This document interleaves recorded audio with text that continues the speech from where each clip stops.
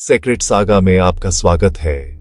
आज हम आपको ले चलेंगे पहलगम की उस सुबह में जब शांति ने अपनी आखिरी सांस ली। इस घाटी की खूबसूरती में छुपा था एक रहस्य। एक सुबह जब मौत खुद घूम रही थी, तभी सब कुछ बदल गया। एंड तक रुको, तभी आपको इस घाटी के उस भयानक सच का पता चलेगा जिसे दुनिया भूल नहीं सकती। 22 अप्रैल 2025 की सुबह पहलगम की वादियां अपनी रोजमर्रा की सादगी में थीं। हल्की धुंध पहाड़ों को लिपटे हुए थी। हरी घास पर ताजगी की बूंदें चमक रही थीं। पर्यटक कैमरे लेकर घूम रहे थे और स्थानीय लोग अपने कामों में लगे थे। बच्चों की हंसी, घोड़े की खुरों की आवाज और पर्यटन की हल्की हलचल ने उस सुबह को दूसरी किसी आम सुबह की तरह बना रखा था। किसी ने यह उम्मीद भी नहीं की थी कि उसी शांत परिदृश्य में कुछ ऐसे साए घुस आएंगे जो जीवन और ममता को पल भर में तहस नहस कर देंगे। तभी अचानक भीड़ में गोलियों की आवाजें गूंजने लगीं। पहली गोली ने जैसे वादियों की तसल्ली पर कहर बरपा दिया। लोग बिखर गए। जो फोटो ले रहे थे वे भागने लगे। जो बच्चों को संभाल रहे थे वे घबराकर छिपाए जाने लगे। सुराग मिलाने की कोशिश के बजाय हमलावरों ने भीड़ में घुलकर लोगों की पहचान करना शुरू किया और धर्म, नाम या किसी भी पहचान के आधार पर निशाना साधा। ताजा रिपोर्ट्स और प्रत्यक्षदर्शियों के बयानों के मुताबिक यह हमला संगठित और चुनिंदा तरीके से अंजाम दिया गया। गोलीबारी के दौरान कुल 26 लोग शहीद हुए और कई अन्य घायल हुए। परिवारों की खुशियां, यात्रियों के सपने और स्थानीयों की आम रूटीन एक पल में बदल गई। उस भीड़ में कुछ लोग बस अपनेपन और इंसानियत दिखाने लगे। साइद आदिल हुसैन शाह, जो एक स्थानीय पोनी ऑपरेटर था, उन्हीं में से एक था। उसने अपनी जान की परवाह न करते हुए घोड़े और लोगों को संभालने की कोशिश की और कई लोगों को सुरक्षित स्थानों की ओर ले जाने में सहायता की। कई बचनों की गवाही में उनकी बहादुरी का जिक्र मिलता है। इसके बावजूद साइद आदिल को गोली लगी और वह शहीद हो गया। उनकी कहानी उन अनगिनत छोटी छोटी बहादुरियों की याद दिलाती है जो अक्सर बड़े घटनाक्रम की परछाइयों में छूट जाती है। साधारण लोग जो असाधारण साहस दिखाते हैं। हाथापाई और भागदौड़ के बीच स्थानीय लोग और सुरक्षा बल घायल लोगों की मदद करने लगे। कुछ ने घायल यात्रियों को छिपाया, कुछ ने चोटिलों को ढोकर निकाला और कई लोग बस किसी तरह से वहां से भागकर सुरक्षित स्थान पर पहुंचना चाहते थे।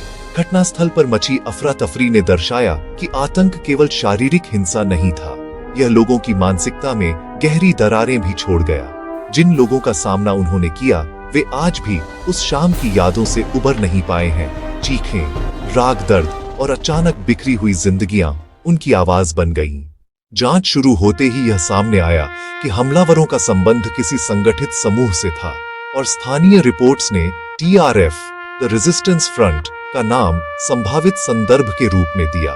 आधिकारिक जांच जारी रही और सुरक्षा एजेंसियां अपने अपने जांच के निष्कर्ष पर काम करने लगी। देश भर में इस घटना ने गहरा गम और आक्रोश पैदा कर दिया। पीड़ित परिवारों की पुकार और आम जनता की भावनाएं सत्ता और सुरक्षा संस्थानों तक पहुंची।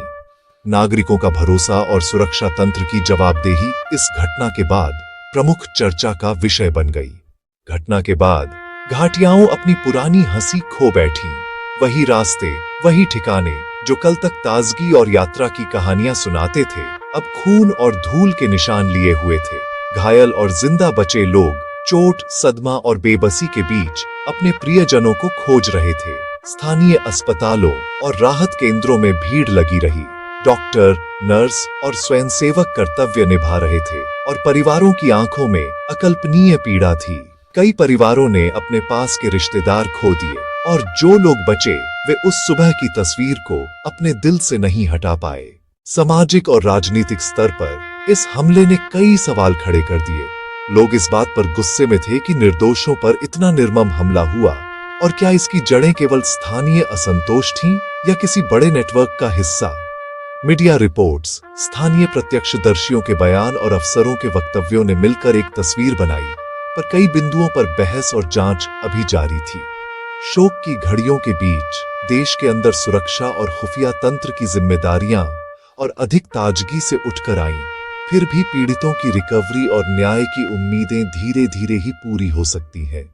घटना के बाद राहत और बचाव का काम जारी रहा, पर इस हमले का असर न केवल तत्काल था बल्कि दीर्घकालिक भी निकला। पर्यटन पर असर पड़ा, स्थानीय अर्थव्यवस्था प्रभावित हुई और लोगों के मन में डर की एक नई परत बन गई। घाटियां जो कभी लोगों को जोड़ती थीं, अब लोगों के मन में दूरी और सतर्कता ला रही थीं। स्कूलों, पर्यटन गाइडों और स्थानीय व्यापारियों की जिंदगी पर भी इसका असर पड़ा। कईयों ने अपने काम में कमी महसूस की और कुछ को अपने इलाके छोड़ने तक की नौबत आ गई। इंसानियत की कहानियां इस दर्द में भी जन्म लेती रहीं। बचाए गए लोगों ने अपने अनुभव साझा किए, जिनमें कईयों की जिंदगी बचाने के अनगिनत छोटे छोटे प्रयास शामिल थे। किसी ने घायल को बांह पर उठाया, किसी ने बच्चों को ढंक कर छुपाया और कईयों ने आगे बढ़कर घायल को अस्पताल तक पहुंचाया। इन छोटे छोटे कर्मों ने दिखाया कि त्रासदी के बीच भी मानवीय सहानुभूति और मदद की रेखाएं जिंदा रहती हैं। इस तरह की व्यक्तिगत कहानियां अक्सर बड़े घटनाक्रम की बेबसी और भय के बीच उम्मीद की एक किरण बनकर उभरती हैं। औपचारिक तौर पर परिवारों को मुआवजा और समर्थन की घोषणाएं की गईं, तथा कुछ सरकारी स्तर पर राहत पैकेज और समुचित सहायता के वादे भी सामने आए। पर शोक और खोए हुए रिश्तों की भरपाई किसी भी आर्थिक सहायता से पूरी नहीं हो सकती। पीड़ित परिवारों की रिकवरी, समाज की नैतिक जिम्मेदारी और कानूनी प्रक्रिया पर लगातार ध्यान देने की जरूरत बनी रही। इस घटना ने यह भी स्पष्ट किया कि आतंकवाद से लड़ने के साथ साथ प्रभावित समुदायों की पुनर्स्थापना, मानसिक स्वास्थ्य सहायता और दीर्घकालिक आर्थिक सहायता कितनी महत्वपूर्ण है। पहलगाम हमला केवल एक हिंसक वारदात नहीं था, यह उन चेहरों की कहानी है जिन्होंने अचानक सब कुछ खो दिया। उन बहादुर लोगों की कहानी है जिन्होंने दूसरों को बचाने के लिए अपनी जान का जोखिम लिया, और उस समाज की भी कहानी है जिसने दुख के बावजूद कुछ उम्मीदें कायम रखी।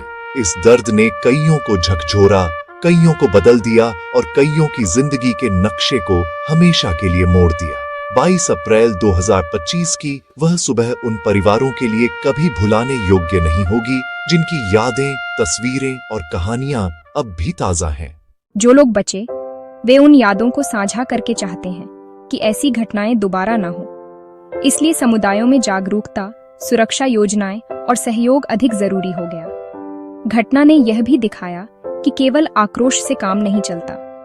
लंबी अवधि की रणनीतियां, सामाजिक समझ और शिक्षा के जरिए ही ऐसी चुनौतियों का सामना संभव है। इस घटना की सच्चाई और पीड़ा उन लोगों के साथ जुड़ी रहेगी जो परिवार खो चुके हैं, और उनकी आवाजें न्याय और सम्मान की मांग लगातार उठाती रहेंगी। अंत में पहलगाम में शहीद हुए 26 लोगों की याद हमेशा रहेगी। उनके परिवारों के दुख और उनकी यादों को सम्मान देना ही समाज की पहली जिम्मेदारी है। उनके साहस और हालात में दिखी मानवता की छोटी छोटी मिसालें हमें याद दिलाती हैं कि अंधकार में भी रोशनी की किरणें मौजूद रहती हैं। ये कहानी सिर्फ एक रिपोर्ट नहीं है, ये उन लाखों कहानियों का एक हिस्सा है जो हमें बताती हैं कि इंसानियत, हिम्मत और संवेदना ही सबसे बड़ी ताकत होती है, चाहे परिस्थितियां कितनी भी गहरी क्यों न हो। 22 अप्रैल की वह सुबह हमेशा हमारे लिए एक चेतावनी और एक स्मरण रहेगी कि हमें एक दूसरे की रक्षा के लिए लगातार सजग और सहानुभूतिशील रहना होगा। लेकिन कहानी यहीं खत्म नहीं हुई है। अगली वीडियो में देखें कि भारत ने कैसे जवाब दिया। ऑपरेशन सिंदूर और आगे की तैयारियां। एंड तक रुको, तभी आपको पूरी सच्चाई का पता चलेगा।